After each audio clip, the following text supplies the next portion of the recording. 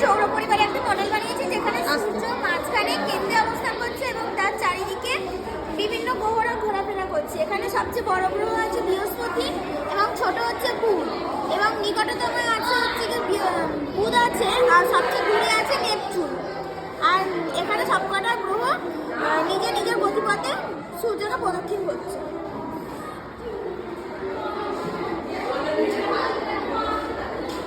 কি করে বানালে, কি কি দিয়ে বানালে? আর্ট পেপার, তারপরে হচ্ছে বোর্ড আছে, বিভিন্ন ধরনের সাইজের বল, কঞ্চি, পেপার, রং, মার্কার ইত্যাদি, হোয়াইটনার, তার, মোটর। প্রথমে কি করে বানালে? কি কি বানালে, কিভাবে ঝুললে এটাকে? প্রথমে বলগুলোকে রং করা হয়েছে, তারপরে এগুলো কঞ্চির সঙ্গে আঠা দিয়ে মেরে নিচে মোটর সেট করে ওই বোর্ডের নিচে মোটর আছে, বোর্ডের সঙ্গে স্ক্রু দিয়ে লাগিয়ে তারপর এটা কারেন্টের সঙ্গে সেট দিয়ে দিলে মোটর ঘুরছে। আর এটা মোটরের ওপর লাগানো আছে, এটা মোটরের সঙ্গে।